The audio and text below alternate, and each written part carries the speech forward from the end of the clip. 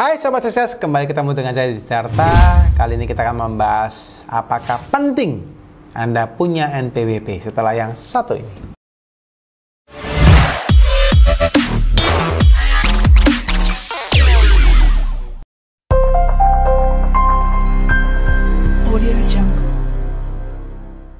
Oke, buat teman-teman yang juga sering tanya ya, jadi hari saya ingin menjawab pertanyaan teman-teman ya. Tapi sebelum saya jawab pertanyaan teman-teman, saya ingin ucapkan buat teman-teman yang nonton hari ini, semoga teman-teman selalu diberkatin ya, selalu happy, selalu semangat, selalu sukses, selalu bahagia ya, dan selalu apa yang teman-teman lagi perjuangkan semoga cepat tercapai ya.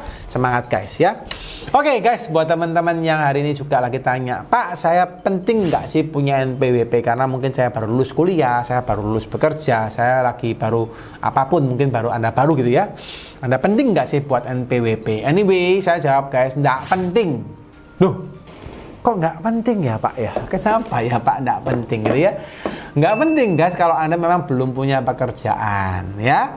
Nggak penting guys kalau Anda belum punya penghasilan di atas PTKP ya. Nggak penting guys kalau Anda masih belum mendapatkan pekerjaan yang cocok atau belum mendapatkan pekerjaan yang tetap gitu ya. Ini nggak penting. Tapi ini jangan dipotong ya. Jangan nanti kalian Anda lihat videonya Anda potong ya. Penting nggak mendapatkan NPWP? Jawabannya nggak penting terus Anda upload di TikTok gitu ya. Jangan guys ya. Ini jawabannya harus dijawab, harus dilihat sampai komplit ya. Jadi bukannya saya ngomong nggak penting ya. Nggak penting kalau apa ya.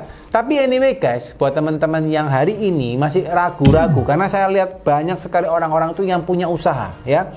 Di DM saya ada yang ngomong, Pak, saya baru buat NPWP Pak. Padahal saya sudah punya usaha berapa tahun yang lalu ya. Tapi saya baru buat NPWP sekarang. Masalahnya saya belum punya NPWP dari dulu Pak. Saya nggak bisa bla bla bla bla bla bla ya. Nah, ini yang jadi salah satu masalah buat teman-teman ya. Jadi saya ngomong dulu bahwa kalau Anda tinggal di Indonesia, Anda punya penghasilan di Indonesia, Anda memang rencananya memang tinggal di Indonesia selamanya, gitu ya, untuk ke depan-depannya juga bakal di sini. Mungkin Anda mau beranak cucu di sini, gitu ya, beranak cucu di sini ya. Maka saran saya guys, kalau memang Anda sudah mulai punya penghasilan seberapapun itu, gitu ya, besar kecil, saran saya guys, Anda sebaiknya Anda punya NPWP. Jadi kapan sih saat terbaik Anda punya NPWP? Jawaban saya adalah ketika Anda punya penghasilan berapapun itu. Maksudnya gimana Pak? Jadi gini, NPWP adalah nomor pokok wajib pajak ya, yang menunjukkan kepada pemerintah atau kepada institusi yang lain bahwa Anda terdaftar di perpajakan. Dan fungsi yang kedua NPWP adalah untuk melaporkan ya berapa penghasilan Anda ya, dan berapa harta yang Anda miliki. For your info, atau untuk Anda ketahui ya, bahwa di Indonesia ke depannya itu semua akan terdata ya. Semua akan terdata secara perpajakan. Bahkan yang isu yang terkapan hari sempat diomongkan atau peraturan yang terbaru bahwa NIK atau nomor induk kependudukan akan menjadi NPWP. Maka itu guys, penting sekarang yang kita harus pikirkan adalah ketika kita punya aset, ya, ketika kita punya harta, maka Anda juga harus punya harta yang tercatat di SPT atau NPWP Anda. Nah ini penting, oke? Nah pertanyaannya banyak teman-teman yang ngomong gini, Pak, saya itu kondisinya punya NPWP Pak, tapi saya itu penghasilannya di bawah PTKP. Atau Anda, Pak, saya itu punya penghasilan Pak di bawah PTKP penghasilannya, gitu ya. Maksudnya PTKP tahu ya, di bawah 4,5 juta per bulan. Anda punya PTKP, Anda punya penghasilan di bawah PTKP 4,5 juta per bulan, tapi Anda itu merasa, oh saya tidak perlu buat NPWP karena penghasilan saya di bawah PTKP. Ya memang benar-benar saja guys ya. Tapi yang perlu Anda notes bahwa ketika Anda punya penghasilan di bawah PTKP, misal saja PTKP 4,5 juta, oke? Anda punya gaji 4 juta. Kalau Anda punya gaji 4 juta, apakah semua penghasilan Anda akan habis? Ya belum tentu. Oke, bisa jadi Anda masih bisa nabung ya, misalnya satu bulan Anda bisa nabung 500.000 ya, atau Anda bisa yang bagus lagi 750.000, atau bahkan Anda bisa nabung 1 juta atau lebih, saya nggak tahu ya. Kalau Anda misalnya dalam tahun itu Anda masih belum di atas PTKP, tapi Anda minimal Anda bisa nabung 1 juta saja sebulan, ini ngawur aja ya, 1 juta sebulan, maka dalam setahun Anda sudah bisa punya 12 juta. Ya, which is kalau Anda mau belikan motor itu bisa. Kalau Anda tidak melaporkan SPT Anda, karena Anda ngomong gini, wah Pak, saya di bawah PTKP Pak, saya tidak mau buat NPWP, ya tidak apa-apa, tidak salah juga. Tapi masalahnya, Anda sudah punya penghasilan yang Anda bisa menabung 12 juta setahun. Akhirnya, yang masalah, karena Anda tidak punya NPWP, Anda tidak bisa melaporkan 12 juta yang Anda punya tabungan Anda. Ya, Anda nggak bisa melaporkan 12 juta tabungan Anda. Nah, di tahun berikutnya, ya, Anda punya lagi penghasilan masih di bawah PTKP. Anda nyimpen lagi 12 juta lagi, ya, 24 juta. Di tahun berikutnya lagi, Anda masih punya penghasilan di bawah PTKP lagi, di PTKP lagi, di bawah 4,5 juta lagi. Anda masih bisa nabung 1 juta lagi misalnya, 12 juta lagi, ya, berarti 36 juta. Loh, Anda sudah punya aset 36 juta, guys. Tapi Anda tidak mau buat NPWP. Ya, suatu saat Anda bingung. Ya, karena ini masalah yang sama gitu ya. Pak, saya itu belum punya aset secara SPT, Pak. Tapi saya sudah punya uang 100 juta, Pak. Misal saja Anda tabung selama berapa lama ya. Sudah punya uang 100 juta, tapi saya nggak pernah punya aset di SPT. Nah, ini masalahnya gimana, Pak? Nah, ini guys. Ya, satu masalah baru ketika Anda punya masalah itu, dan akhirnya kemarin kalau teman-teman lihat program Tax Amnesty atau program PPS, banyak orang yang nggak melaporkan pajaknya. Ya, yang nggak pernah melaporkan pajaknya secara real, ya, bukan secara real, ya, nggak pernah melaporkan SPT-nya karena dianggap dia di bawah PTKP, di bawah penghasilan tidak kena pajak. Akhirnya dia harus ikut program PPS, program pengungkapan sukarela atau program Tax Amnesty, karena dia belum pernah melaporkan pajak belum pernah melaporkan penghasilan yang dia miliki. Kan akhirnya sayang, toh. Nangkep enggak? Jadi seharusnya kalau Anda laporkan saja, oke Pak, saya mau laporkan penghasilan saya misalnya 1 tahunnya 48 juta, masih di bawah PTKP, tapi saya masih punya simpanan Pak 12 juta, masukkan 12 juta simpan.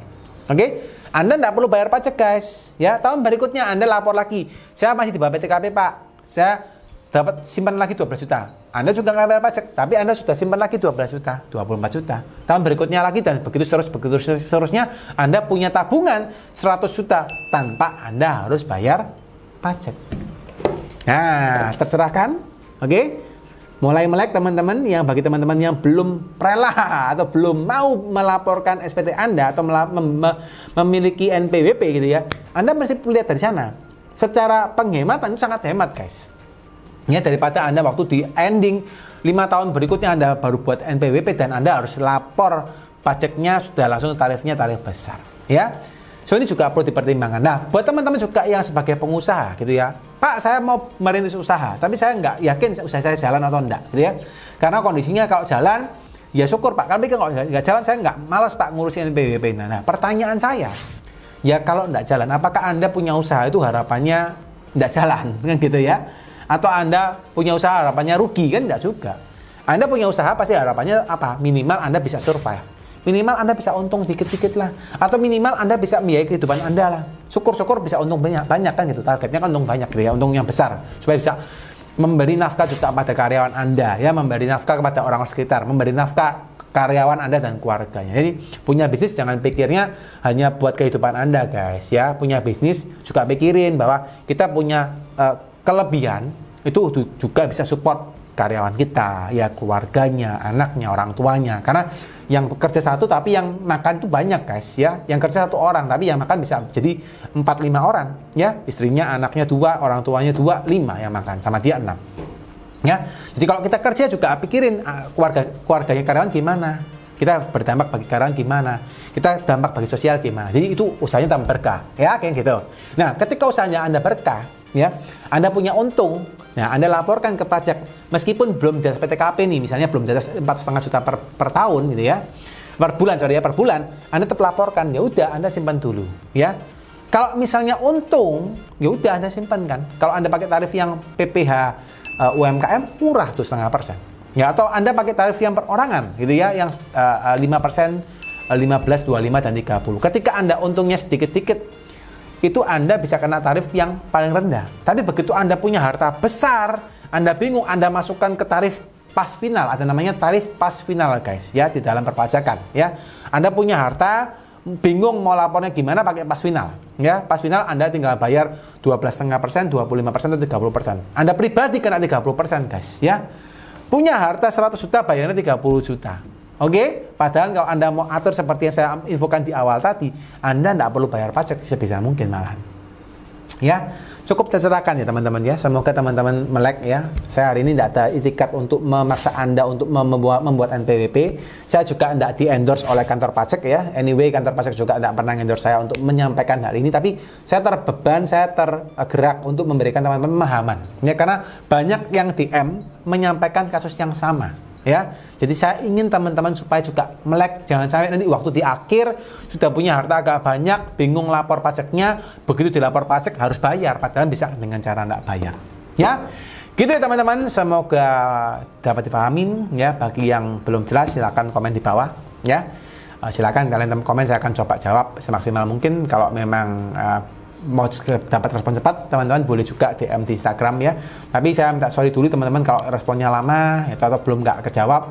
Saya minta sorry, saya bukan sombong, saya bukan nggak mau balas, tapi jujur karena memang yang komen banyak dan ya saya juga bukan setiap hari harus liatin YouTube ya. Tapi teman-teman juga, saya bukan nggak mau balas, saya akan berusaha balas. Kalau yang biasanya pasti saya balas, biasanya saya balas di DM ya. Teman-teman boleh follow saya di Instagram, DM saya akan biasanya lebih gampang untuk balasnya. Gitu ya guys. Terus yang suka dengan video ini silahkan di like, di share ya, di subscribe juga ya, di like, di share, di subscribe ya, supaya juga teman-teman selalu in touch dengan saya, selalu in touch dengan channel ini dan selalu bisa dapat update terbaru terkait dengan video-video terkait sistemasi bisnis, keuangan dan perpajakan yang selalu saya buat teman-teman semua ya. Oke, selalu sehat, diberkatin dan happy buat teman-teman.